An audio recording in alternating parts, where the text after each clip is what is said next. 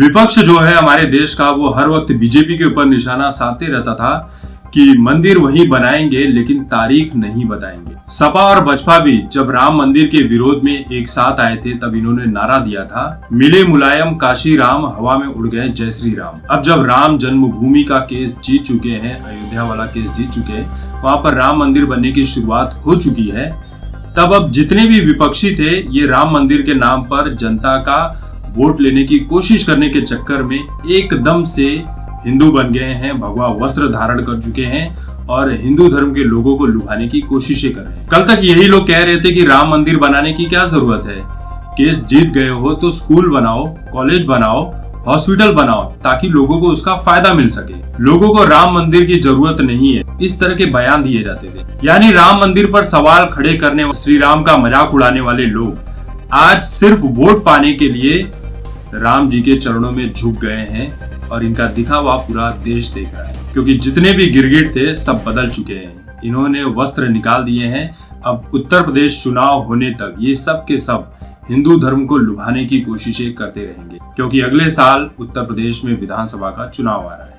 आम आदमी पार्टी ने भी डिसाइड कर लिया है कि वो उत्तर प्रदेश में सभी सीटों पर चुनाव लड़ेगी, इसलिए मंदिर मंदिर के चक्कर लगाए जा रहे हैं। अखिलेश यादव मंदिर में माथा टेक रहे हैं, मायावती मंदिर में माथा टेक रही है, सब के सब ने भगवा वस्त्र धारण कर लिया है। लेकिन अखिलेश भूल गए कि मंदिर के चक्कर तो बेटा तुम लगा रहे हो, लेकिन तुम्हारे पिता ने ही कार सेवकों के ऊपर गोलियां चलवाई थी, इस बात को कैसे भूल गए।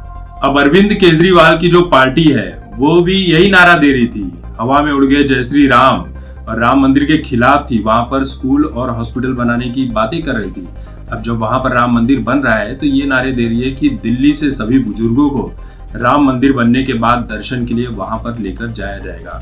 मतलब कि दिल्ली में जो फ्री का लालच देकर चुनाव जीता और दिल्ली का कबाड़ा कर दिया, अब वही चीज उत्तर प्रदेश में करने वाले। लेकिन उत्तर प्रदेश के लोग बेवकूफ नहीं है, इतना तो मैं कह सकता हूँ।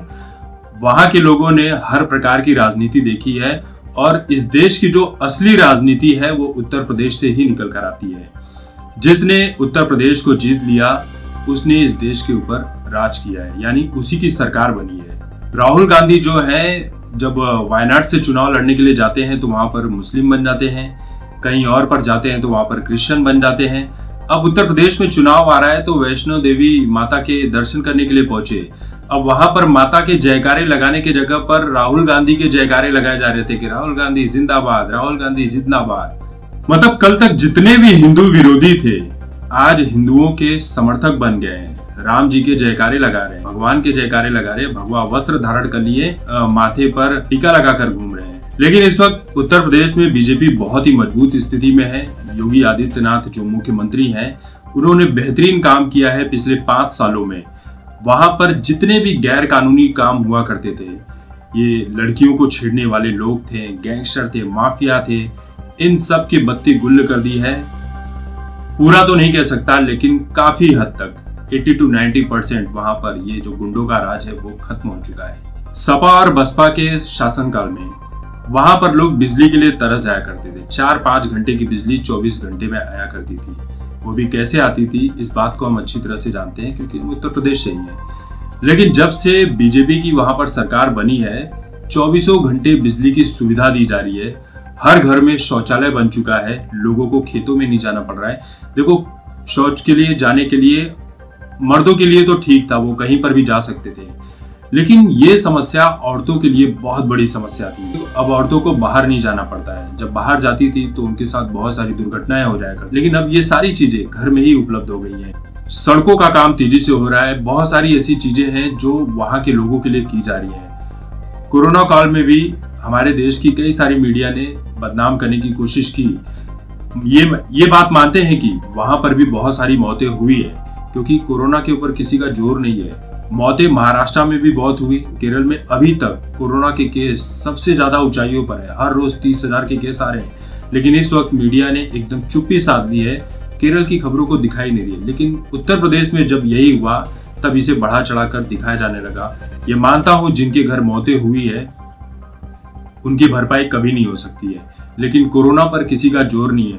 अभी भी देखिए, सारी जिम्मेदारी सरकार की नहीं होती है, कुछ जिम्मेदारियां आपकी भी होती हैं। अभी भी आप सड़कों पर निकल जाओ, कोरोना के केस कम हो गए तो लोगों ने क्या किया, मास्क लगाना ही छोड़ दिया है। तो आप किसे क्या कोसेंगे? अब देखिए, इसमें चाहे महाराष्ट्र सरकार हो, उत्तर प्रदेश सरकार हो, केरल सरकार हो, कहीं की भी सरकार हो, सरकार का काम है आपको गाइडेंस देना। सरकार आपको हर समय नहीं देख सकती है, तो ये जिम्मेदारी आपकी है कि आप मास्क लगाओ। बाद में सरकार को कोसने से बेहतर है खुद की सुरक्षा रखो। तो खैर, बात कर रहे थे उत्तर प्रदेश चुनाव की। तो ये जितने भी लोग हैं विपक्ष के, ये जो अपना चुनावी षड्यंत्र रच कर चल रहे हैं ना, इसमें इन्हें कुछ भी हासिल होने वाला नहीं है। और एक साथ आए भी तो एक साथ आने के बाद इनके बीच में कैसी लड़ाइयां होती है, ये सब भी हमने पिछले कई सालों में देख लिया है। देखिए, वहां पर सबसे बड़ा मुद्दा होगा राम मंदिर का ही। राम मंदिर को भुनाने की कोशिश हर विपक्षी पार्टी करने वाली है, लेकिन राम मंदिर की लड़ाई, पूरी की पूरी लड़ाई सिर्फ और सिर्फ बीजेपी ने अकेले लड़ी है। तो इसलिए कोई कितना भी ढोंग कर ले, भगवा वस्त्र धारण कर ले, टीके लगा ले, कुछ होने वाला नहीं है। चुनाव वहां पर योगी आदित्यनाथ ही जीतने वाले हैं। वहां पर बीजेपी की सरकार फिर से बनेगी, भले ही आप कितना विरोध कर ले। देखिए, जो न्यूज है, जो फैक्ट है जमीनी स्तर की, मैं आपको उसकी बात बता रहा हूँ। बहुत सारे लोग बोल रहे हैं कि वहां पर मुस्लिमों के खिलाफ योगी आदित्यनाथ अत्याचार कर रहे हैं। देखिए, वहां पर मुस्लिमों के खिलाफ अत्याचार नहीं हो रहा है, माफियाओं के खिलाफ अत्याचार हो रहा है। और अगर माफिया को आप किसी धर्म से जोड़कर देखते हो तो यह आपकी सबसे बड़ी बेवकूफी है। वहां पर सिर्फ मुस्लिम धर्म के माफियाओं को ही नहीं उजाड़ा गया है, हिंदू धर्म के भी कई माफिया थे जो जेल की सजा काट रहे हैं, उनका एनकाउंटर तक किया गया, उन्हें कड़ी से कड़ी सजा दी गई। माफिया सिर्फ माफिया होता है। तो चीजों को समझना होगा, अगर आप उसे समझने की कोशिश करोगे तो। अगर आप हिंदू मुस्लिम और अपनी अपनी पार्टी के चक्कर में पड़े रहोगे तो चीजों को नहीं समझ पाओगे। मैं तो यही कहता हूं कि अगर महाराष्ट्र में कोई सरकार अच्छा काम करती है, चाहे वो किसी भी पार्टी की हो, तो उसे ही जीतना चाहिए, उसे ही वोट देना चाहिए। अगर आपको लगता है कि केरल में कोई सरकार अच्छा काम कर रही है, उसे जीतना चाहिए, तो आपको उसे ही वोट देना चाहिए। अगर आपको लगता है कि उत्तर प्रदेश में कोई सरकार अच्छा काम कर रही है, तो आपको उसे ही वोट देना चाहिए। क्योंकि जब आप राजनीति और धर्म से ऊपर उठकर सही चीज के लिए मतदान करते हो, तब आम जनता को उसका फायदा मिलता है।